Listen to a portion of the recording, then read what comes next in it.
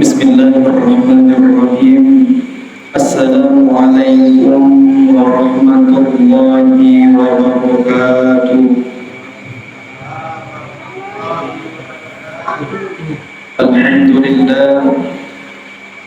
Alhamdulillahilladzi tafarrada bikullil kamali wa tafaddala min ibadihi bijazihil jamal.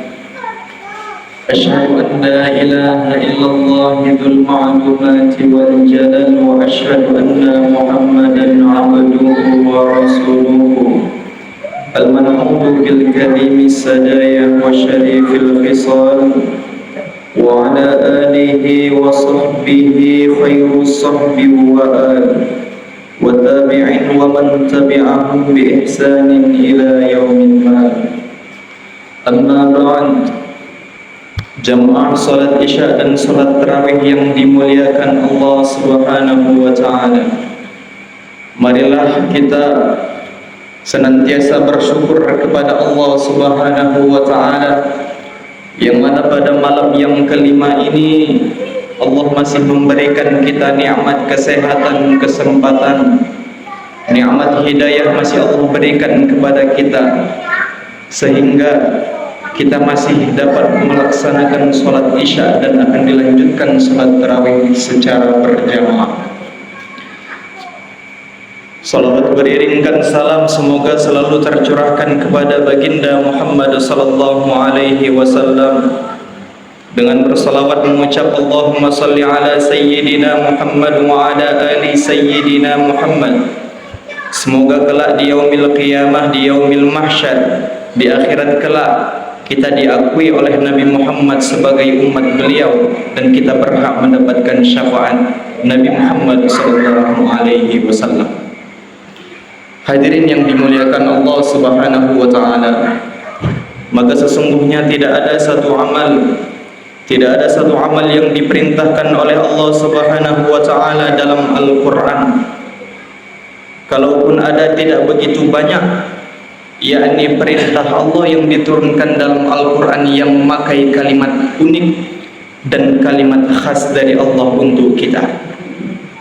Makanya Allah Subhanahu wa taala berfirman dalam Al-Quran, ya ayyuhalladzina amanu kutiba alaikumus syiyam kama kutiba alal ladzina min qablikum la'allakum tattaqun. Kata Allah Subhanahu wa taala, wahai orang-orang yang beriman, yang merasa masih memiliki iman dalam dirinya, maka diwajibkan atas kamu untuk berpuasa kama kutiba 'alal ladzina min qablikum, sebagaimana dulu aku juga mewajibkan atas orang-orang sebelummu. Inilah kalimat yang unik hadirin. Inilah kalimat yang unik yang khas dari Allah Subhanahu wa taala dari sekian banyak perintah ibadah yang diturunkan Allah lewat Al-Qur'an. Namun hanya puasa yang memakai kalimat kama kutiba 'alal ladzina min qablikum. Dari ayat ini kita dapat mengambil kesimpulan bahwasannya bukan hanya kita yang diwajibkan untuk berpuasa. Banyak orang sebelum kita yang telah berpuasa yang diwajibkan oleh Allah Subhanahu wa taala. Siapa mereka yang berpuasa dahulu? Nabi dan Rasul berpuasa kepada Allah. Nabi Adam alaihi salam berpuasa kepada Allah. Berapa kali Nabi Adam berpuasa kepada Allah? Dalam satu putaran bulan ia berpuasa 2 kali dalam satu putaran bulan. Maka di putaran bulan yang pertama dinamakan puasa Nabi Adam itu yakni putaran bulan terang, yakni diperkirakan pada tanggal 13, pada tanggal 14 dan pada tanggal 15 yang kita kenal dengan puasa Ayyamul Bid. Dan yang kedua disebut puasa Nabi Adam dalam putaran bulan itu yang kedua yakni putaran bulan gelap, yakni diperkirakan jatuh pada tanggal 28, 29 dan tanggal 30 yang kita kenal dengan Ayyamus Sud. Maka Nabi Idris alaihi salam juga berpuasa 41 hari 41 malam. Nabi Nuh alaihi salam juga dia berpuasa. Kapan Nabi Nuh alaihi salam berpuasa? Ketika Allah mewahyukan kepada Nabi Nuh alaihi salam, وَلَقَدْ أَرْسَلْنَا نُوحًا إِلَى قَوْمِهِ sesungguhnya aku telah mengirim Nuh, telah mengutus Nuh untuk kaumnya. Walabithu fihim, dan ia menetap pada kaumnya. Berapa lama Nabi Nuh alaihi salam berdakwah untuk kaumnya? Alfasanatin illa khamsina. Sesungguhnya Nabi Nuh alaihi salam berdakwah kepada kaumnya selama 950 tahun. Maka ketika itu Nabi Nuh alaihi salam tidak bersemangat lagi untuk berdakwah. Ia tidak kuat dengan perilaku kaum-kaumnya. Ia tidak kuat dengan ingkarnya kaum-kaumnya kepada dia, sehingga dia berdoa kepada Allah. Apa doa Nabi Nuh alaihi salam? Apa doa yang diutarakan kepada Allah Subhanahu wa taala atas kaum-kaumnya yang ingkar kepadanya? Apa kata Nabi Nuh alaihi salam? Ya Rabb, wahai Tuhanku, la tadharu 'alal ardi minal kafirina min drara. Maka ya Tuhanku, jangan sampai ada satu orang kafir pun dalam bumi ini yang hidup, maka binasakanlah mereka. Itulah doa Nabi Nuh alaihi salam kepada Allah. Maka ketika itu doa Nabi Nuh alaihi salam dikabulkan oleh Allah Subhanahu wa taala dengan mendatangkan banjir bandang yang sangat besar. Bahkan dalam sejarah, banjir yang sangat besar itu adalah banjir yang menimpa kaumnya Nabi Nuh alaihi salam. Dan sebelum Allah mendatangkan banjir tersebut, Allah memerintahkan kepada Nabi Nuh alaihi salam untuk membuat bahtera yang sangat besar, untuk membuat kapal yang sangat besar untuk menyelamatkan kaum-kaum yang beriman. Dan sepanjang Nabi Nuh alaihi salam membuat bahtera yang sangat besar itu, disitulah Allah menyuruhnya untuk berpuasa. Nabi Musa alaihi salam juga berpuasa selama 40 hari. Pertama kali Allah menyuruhnya 30 hari, namun disempurnakan lagi 40 hari. Kapan Nabi Musa berpuasa? Ketika di Bukit Sinai, di semenanjung Sinai, di Bukit Tur Sina, ketika ia mengambil wahyu dari Allah, ia diperintahkan puasa terlebih dahulu oleh Allah Subhanahu wa taala. Begitu juga Nabi Yunus alaihi salam, ketika ia ditelan oleh ikan, ia berpuasa di dalam perut ikan. Ternyata bapak-bapak, ternyata Nabi dan Rasul sebelum kita telah melaksanakan puasa.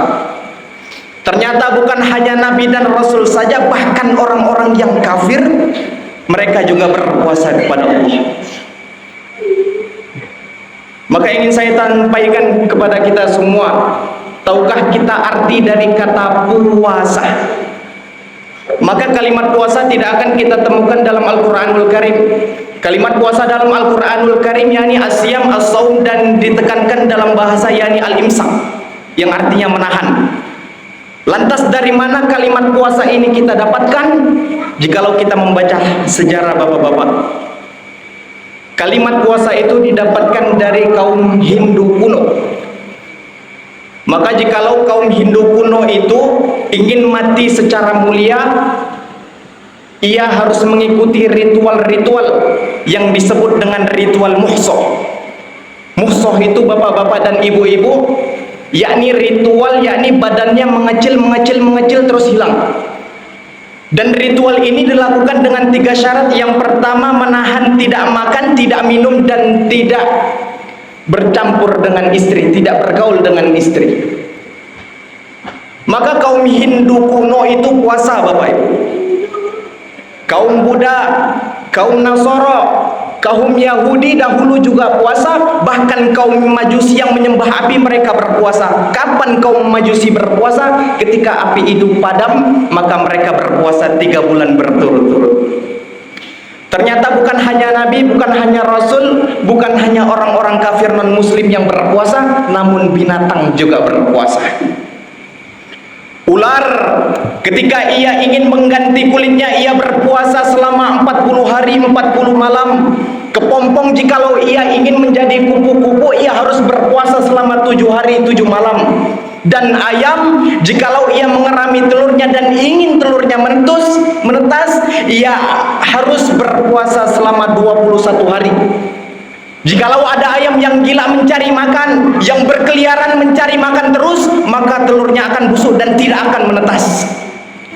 Jikalau Nabi dan Rasul berpuasa, jikalau orang-orang kafir non-muslim berpuasa, jikalau hewan-hewan binatang berpuasa kepada Allah Subhanahu wa taala, lantas mengapa umat muslim kadang-kadang meninggalkan puasa tersebut? Begitu kita lebih parah daripada hewan, kita lebih parah daripada orang-orang non-muslim jikalau kita meninggalkan puasa. Puasa ini adalah rutinitas, adalah yakni yang sangat sakral,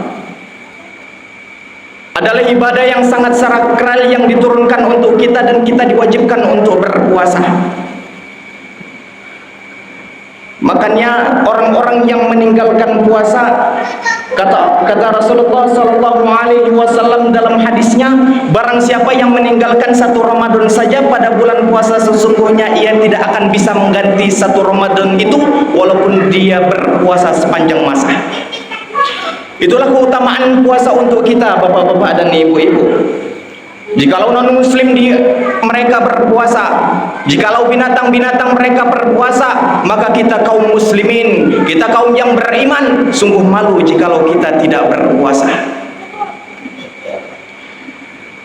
Dan ayat dari puasa tersebut diawali dengan kalimat ya ayyuhalladzina amanu dan diakhiri dengan kalimat la'allakum tattaqun.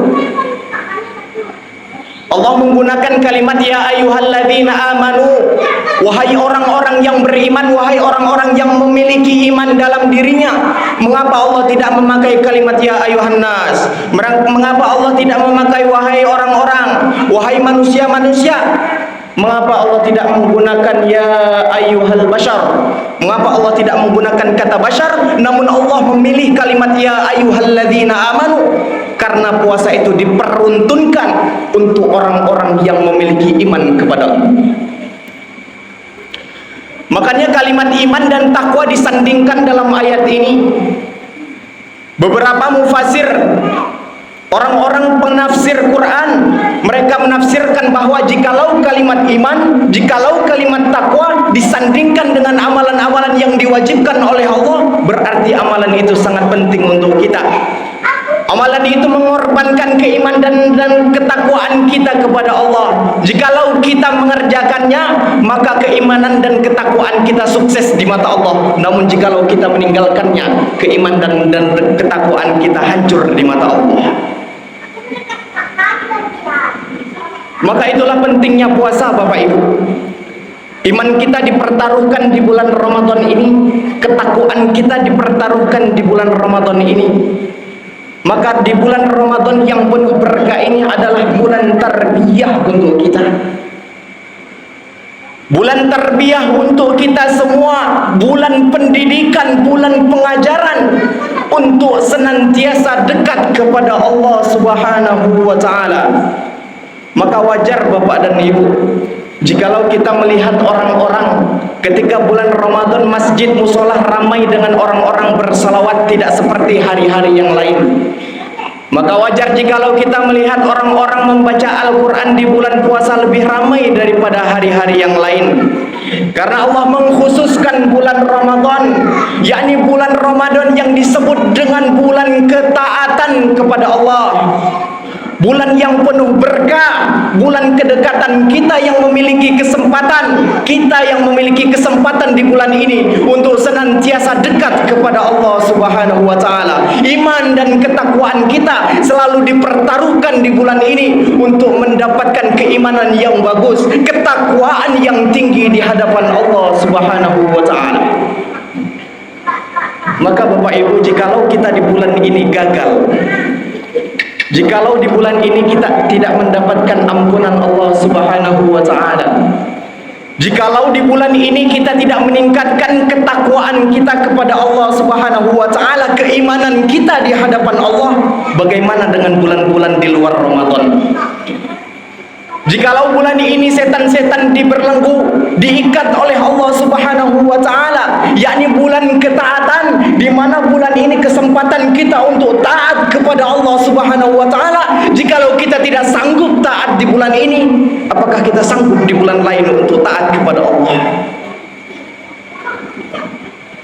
Makanya Allah Subhanahu wa taala melalui Rasulullah sallallahu alaihi wasallam banyak mengutamakan amalan-amalan bulan suci Ramadan. Man shoma ramadhana imanan wa ihtisaban ghufira lahu ma taqaddama min dhanbihi. Barang siapa yang berpuasa di bulan Ramadan imanan wa ihtisaban, dengan iman dan mengharap ridha Allah Subhanahu wa taala, ghufira lahu ma taqaddama min dhanbihi, maka Allah akan mengampuni dosa-dosa dia yang telah lampau. Dilanjutkan hadisnya setelah itu, hadirin, man qama ramadhana imanan wa ihtisaban ghufira lahu ma taqaddama min dhanbihi. Barang siapa yang di malam hari mendirikan salat tarawih, baik itu salat tarawih, salat witir, qiyamul lail atau salat tahajud, yang penting ibadah di malam hari di bulan Ramadan, ghufira lahu ma taqaddama min dhanbihi. Jikalau kita berdasarkan keimanan dan mengharap ridha Allah Subhanahu wa taala, maka Allah akan menghapuskan dosa kita yang telah lampau. Maka malam ini kita bermuhasabah diri, Bapak Ibu. 5 hari telah kita lewati Ramadan ini. Bagaimana dengan 5 hari kita lewati Ramadan ini? Apakah kita sudah berpuasa dengan betul? Apakah kita sudah qiyamul lail, sudah beribadah di malam hari dengan betul? Atau jangan-jangan 5 hari ini kita sia-siakan? Maka di kesempatan 25 hari yang akan datang, maka perbaikilah amal kita di bulan Ramadan. Perbaikilah amal kita di bulan yang penuh ketaatan ini. Karena di bulan yang penuh ketaatan ini, inilah kesempatan kita untuk memperbaiki iman kita. Inilah kesempatan untuk memperbaiki ketakwaan kita. Inilah kesempatan untuk memperbaiki ketaatan kita kepada Allah Subhanahu wa taala. Dan semoga dari Ramadan yang tersisa ini, Bapak Ibu, dari 25 Ramadan ini yang tersisa, kita menggunakan waktu-waktu Ramadan, di siang Ramadan, pagi Ramadan, malam Ramadan, dengan beribadah bersungguh-sungguh kepada Allah. Semoga kita mendapatkan ampunan Allah Subhanahu wa taala nantinya. Semoga kita mendapatkan keberkahan dari Allah Subhanahu wa taala. Semoga kita mendapatkan ridhonya oleh Allah Subhanahu wa taala. Maka sesungguhnya sangat merugi orang-orang yang berada dalam bulan Ramadan namun ia tidak mendapatkan ampunan Allah Subhanahu wa taala. Maka semoga di malam yang mulia ini menjadikan kita bermuhasabah diri untuk senantiasa memperbaiki di bulan Ramadan ini. Semoga kita menjadi hamba-hamba pilihan yang mendapatkan ampunan dan keberkahan di bulan Ramadan ini. Wabillahi taufiq wal hidayah. Subhanakallahumma wa bihamdihi, subhanakallahumma wa bihamdika, asyhadu an la ilaha illa anta, astaghfiruka wa atubu ilaik. Wassalamu alaikum warahmatullahi wabarakatuh.